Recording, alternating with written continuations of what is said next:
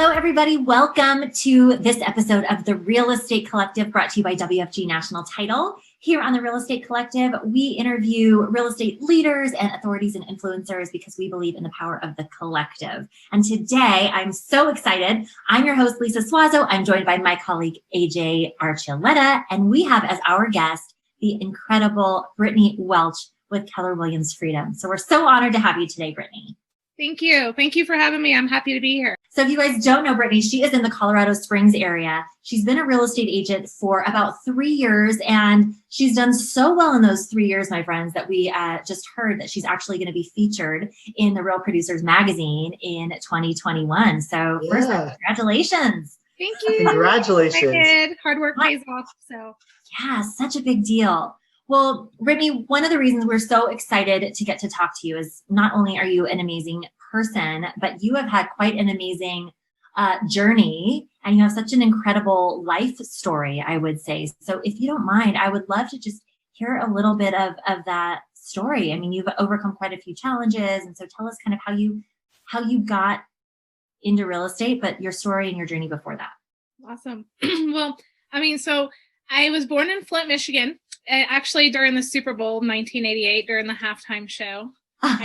Nice. Surprise. I was like, awesome. Here I am. Anyway, so I lived in Michigan most of my life, and in and outside of Flint and Detroit areas, and didn't have the best childhood, but I was very fortunate enough to leave Flint when I was 13, and I did move to Atlanta. So I lived in Atlanta until I was 23. It was awesome. It was fantastic. I mean, I worked for Chick-fil-A. I was doing halftime shows, and I was in and off, TV during the SEC football games and things like that. So, but then I got married and had children, and I ended up moving to Alaska. My husband was military, so sent us there, and I spent 4 wonderful, years in Alaska. But once that hit, it was about 5 years ago. Yeah, 5 years ago, I lost both my parents at the same time. So I flew from Alaska to Michigan and ended up staying there for a little bit and helping my family and things like that. And then my sister was actually killed 6 months later. So I ended up back in Michigan for that. And then from there, they tell you it always happens in threes. So it kind of calmed down as far as that went. But about 6 months after that happened to my sister, I was diagnosed with a tumor myself. So I went through and had surgery, had my face cut open, in the back of my head cut open, and had all that removed, and did a little bit of treatments and things like that. But once I went through that, I was like, I'm really just going to start following my own dreams and doing things that I want to do. I mean, being a stay-at-home mom, I was very fortunate. I was able to do that for 6 years, raise my kids until they went to school and have a great life, But at that point in time, I was like, I need to do something for myself, because you just don't know what you have. And you don't know where life's going to take you. And I was always into houses. I was always into real estate. Even as a kid, I used to, with my parents, we'd drive by houses and I would stare at them and things like that, So I always kind of knew I wanted to do it. So I took the leap. I went to real estate school. And to be honest with you, my first 6 months, I didn't sell a single house. So really, yeah, isn't that crazy? But then after that, the last 6 months, I sold 15 in a year. And then last year I sold over 30. And this year I've sold over 40. So completely trucking along, following my dreams, and really just my past and what I went through, especially in those 5 years, is what drives me, empowers me. And then obviously my children, and it being a commission-based job. So you physically just have to get out there and do it if you want to be able to be successful at it. So yeah, wow. And that's a little bit of my history. Incredible. That's crazy. You've been through so much, right? And you are so young to have experienced all of that as well. So, I mean, it's crazy, the life events that have happened. But I think what's really cool is seeing how you overcame that. And in particular, one of the things that I remember when we were first talking that really stood out to me in regards to not only personal life, but also business, is that you're such a hard worker. So I'd love for you to hit on that a little bit, because you said in your first year, obviously the first 6 months, you didn't have any transactions, but then it started picking up. So it sounds like maybe you were doing some activities in those first 6 months that set you up for some success. Yeah. So, I mean, we all know that lead gen takes time. It's these people, that you speak to on a regular basis. You have to get to know them. They have to trust you, and you have to talk to them for an extended amount of time. Obviously, most of the time you can't just go into it and just get a buyer off the bat. So I was starting my lead gen, and I was making cold calls and things like that. And it was going good, but, I was talking to people that were 3 months out and things. So what really set it off for me was when I started door knocking. So, wow. and I farm the same neighborhoods, and still to this day, 3 years later, I guess it's 2 years now, I'm still farming the same neighborhoods. So these neighborhoods, I've seen my flyers over 50 times. So they know me. Wow. And most of the time people just call me, but I stuck to it. And that's really what set me apart. I didn't give up. Like, I knew that I hadn't sold a house, but I was like, okay, I can do this. I just have to find another form. Obviously this isn't working for me.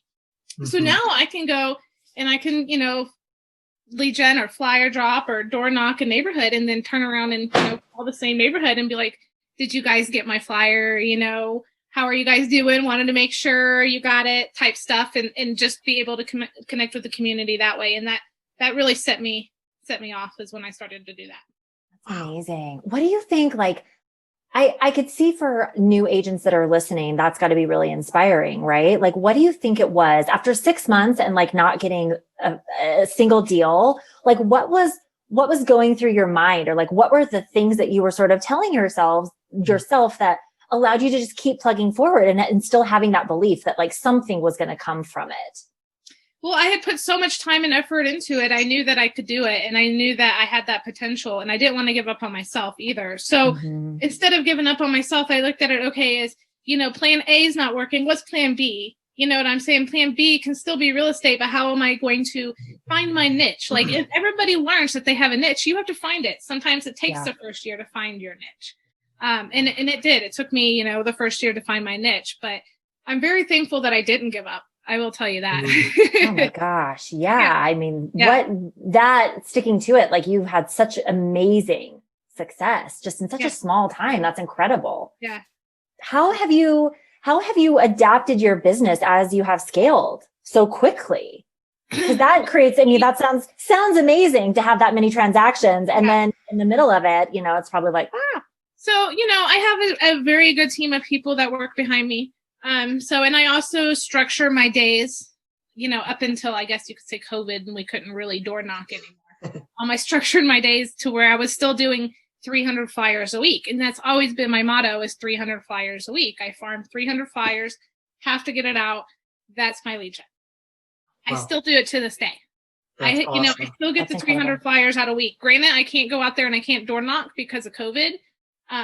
So I've had to turn to more stuff like mailers and utilizing other sources, but you're still connecting to the same farm of people, the same structure of people, and just having your name in front of them over and over does stick. So you just have to adapt and figure out different marketing techniques that you can do when we can't door. I love it. That adapts. You're like, I will, that's what AJ has always said, is you like the work ethic that you have. You're like, I will be getting 300 flyers out. Yeah. It's just a matter of how, right? If I would be like, Friday night, and I'd be like, I didn't get my flyers out. You have to go. Like, I can't even tell you. I've been so busy one time that I went and I did not door knock, but I literally dropped flyers and started in the neighborhood at 5 a.m. and didn't stop until 7:30 in the morning. Not one person got upset, and I got all my flyers out. So, if you have that many appointments and things like that to where your days are that booked, something's working. Right. You know what I'm saying? So, well, I love that you hit on a couple different things, because obviously we work with a lot of real estate agents. Yeah. One of my favorite things is I like kind of just sharing your name a little bit, because when I hear agents have that hesitancy about door knocking, I'm always thinking in the back of my mind, wait, Brittney Welch, she did 300 a week for like years now. It's 2 or 3 years at this point. But I think you're right. There's something to be said. I love that you said about doing a particular farm over and over again. So you haven't just kept moving your farm. There's been a consistency. Consistency, exactly. And right now we can't door knock. So being nervous about that, I totally get it. You can't do it. But flyer dropping or getting your name out other ways, through mailers or something. It's all about being in that neighborhood and continuing to be in front of those people, whatever the avenue is. Door knocking was a lot easier and cheaper, back when we could actually do it. But and that's something that so many people, I think, are intimidated by. Like, they don't want to do it, or they feel like it's not going to work. Or, but you know what? You can you get over that as you do it, and then eventually you get to where you have a couple different farms and you have to work it, and then maybe you're just flyer dropping but your information on your flyers, like, attaches yourself to all the other flyers you drop. So something's in their head to where they know it's you. You don't actually have to communicate with them. You could just drop a flyer off once a month, and that's better than nothing. Right. You know what I mean? Put your headphones in, listen to some cardio, and go.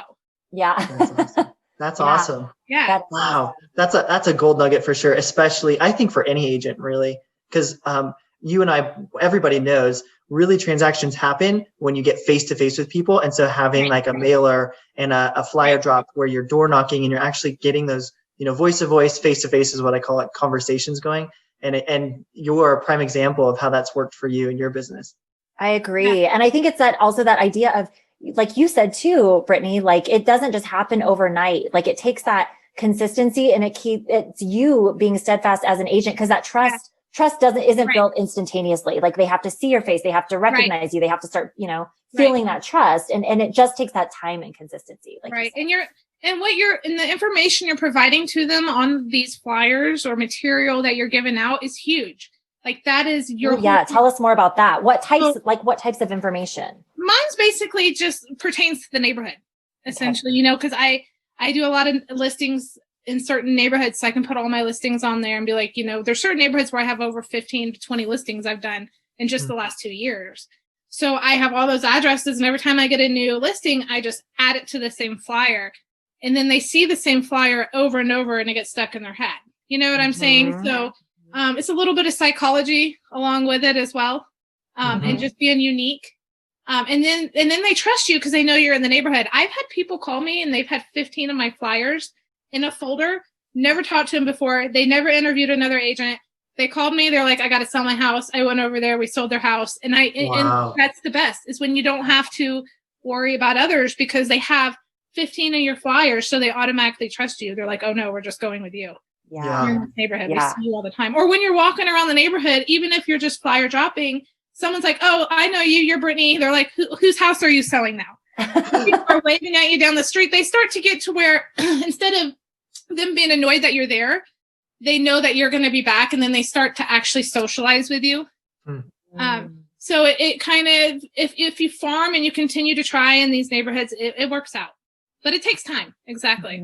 Right. Yeah. Okay. So I have a question for you real quick. Yeah. So what were some of the systems that you set up to get to that point? Like, how did you, if we could just kind of, put you on the spot here, how did you get the addresses? How did you know which area you wanted to farm? And then as far as the flyers, how did you create those? Because I remember you told me at one point how you created the flyers, and I was like, oh my gosh, this is phenomenal, because you kept it so simple and you didn't overthink it, right? So I want you to tell that a little bit more about that. Honestly, when I first started, before I had listings to actually put on flyers, I would just pick a neighborhood and go.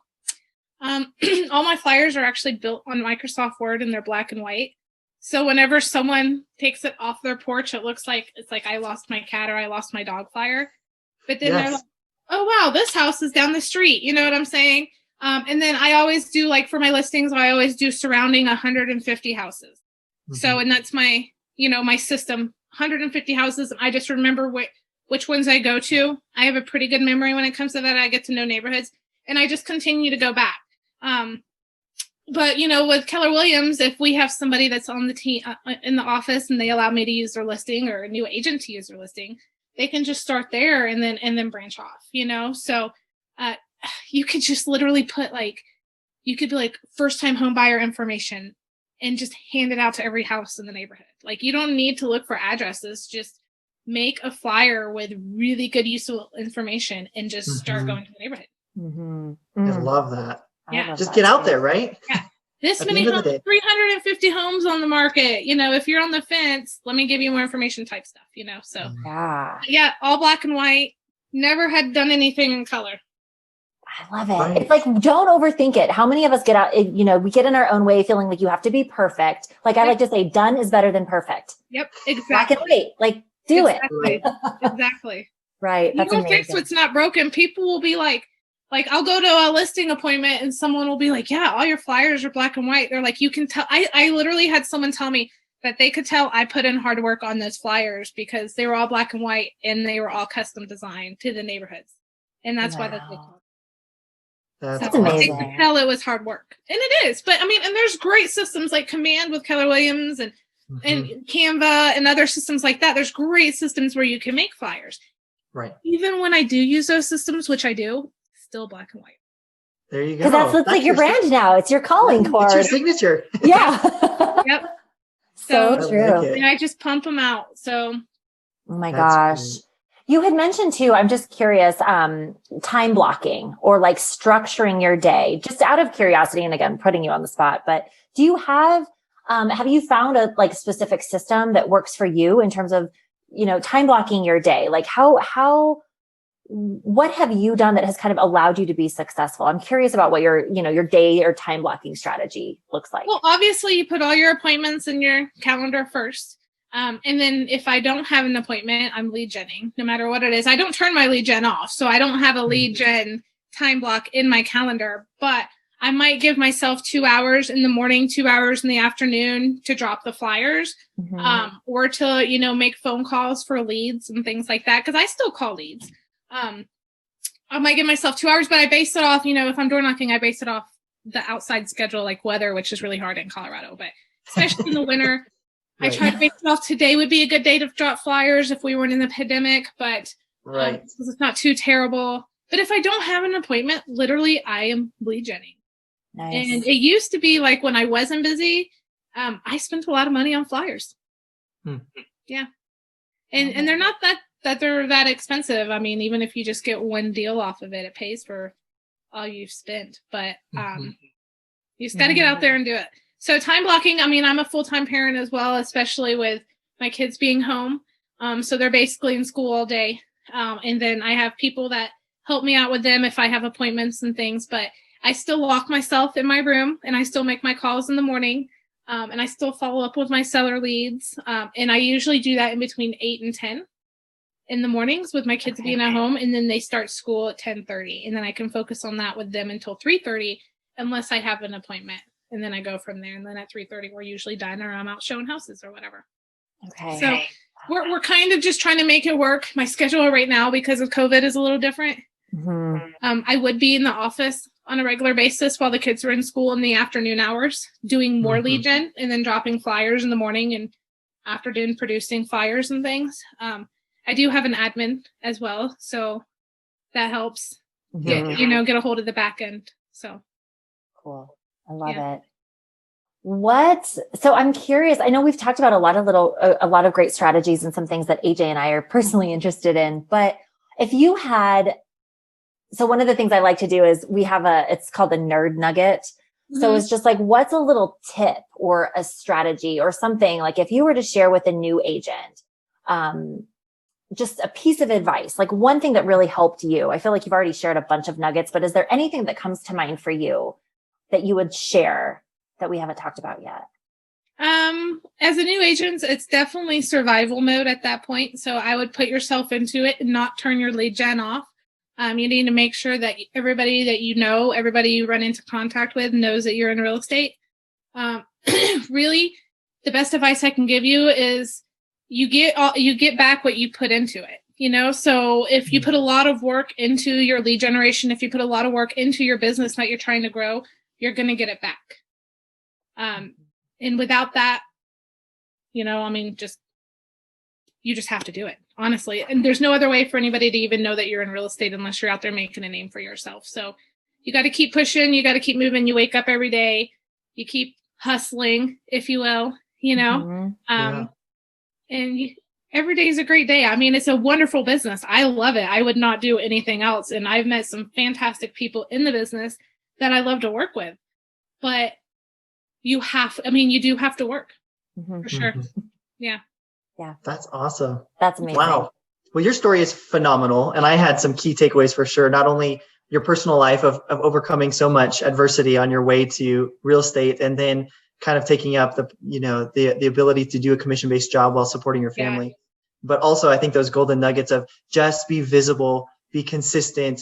It doesn't have to be over just a 1 month time period. It needs to be over 2 years, 3 years. And I absolutely love that. So you're building a business, you are building a foundation from scratch. And it's important in your first couple of years to learn and follow great mentors and great leaders in the business and actually learn how they did it and how they built it and get that knowledge. And that's honestly the best thing I could say for them.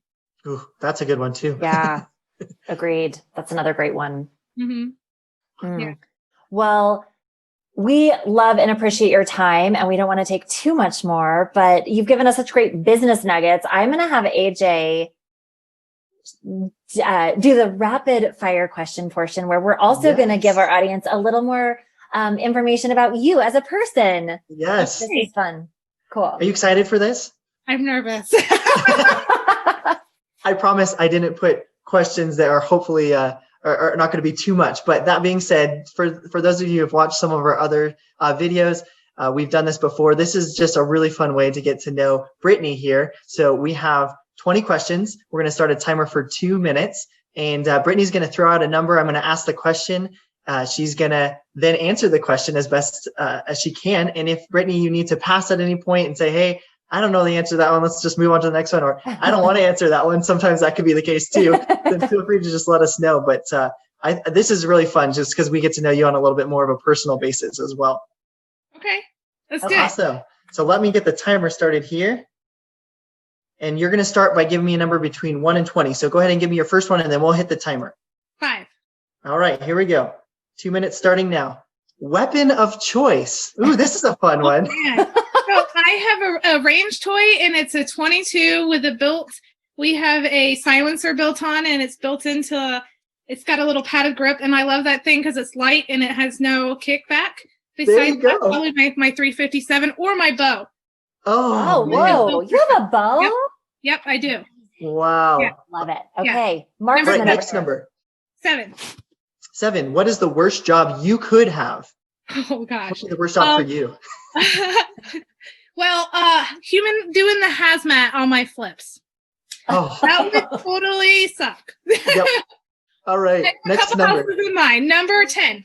Number 10. What store do you shop at the most? King Supers. Okay, perfect. Number 20. Number 20. iPhone or Android? This is a great one. Out the way. Yes. 18. All right. Are you a dog or cat person? Dog, but I love both. I love all animals. Oh, good. Yeah. An animal person. That's awesome. Yeah, exactly. All right, next Number one. 1. Number 1 is, what is one of the things you would put on your bucket list? Oh man. I want to go to the Maldives. Ooh. That'd be cool, right? That's a big bucket list. I travel a lot. I'm going to Montego Bay in February, but that's gonna be awesome. probably my biggest one. Yeah. Okay, perfect. Yeah. Number 3. What is your dream car? Oh man, my dream car. I don't really have a dream car. I wouldn't be mad at let's pass. Okay. I don't really have one. Me too. I don't have a dream car. Mood. How about that? It depends on my mood. Right. There you go. Okay. I like it. Number 19. All right. Number 19 is, and this will be our last one. What are you hoping to get for Christmas? How cool is that? For Christmas, I want an inflatable kayak. Oh, yes. Cool. So you're an adventuresome, outdoorsy type person too. Yeah. Maybe we didn't hit on that, but what are some like your favorite things to do here in Colorado? Oh man, well, I'm a big backpacker and a big hiker. So I do like to do like no trace, camping and stuff like that. Wow. Backpack in like 10 miles and camp out with my MRE type stuff and then stay out a couple days. I did the Grand Tetons last year and had a bear encounter, and I've done Green Lake, and I've done all kinds of fun things. So big backpacker. Wow. Yeah. Wow. You really are living out your dreams. You probably were like, okay, I've got to a point in my life where I just need to make things happen, live my dreams. I broke my leg last year. So, and then COVID happened right when I got out of my ankle brace. So I couldn't really do, PT. So I was like, all right, well, I'm just going to start hiking again, and that was the best PT I could get because you're using muscles and stuff and bones and stuff like that just to get over different obstacles out there that you don't usually just do on a regular basis. So that's basically how I put myself through my leg, because I broke my leg right in half. So I'm sure you remember. Oh my gosh. That's how I made it through that. On a trampoline with my kids. Oh. I just bent it and the fibula broke. My fibula broke. So. Oh my goodness. Yeah.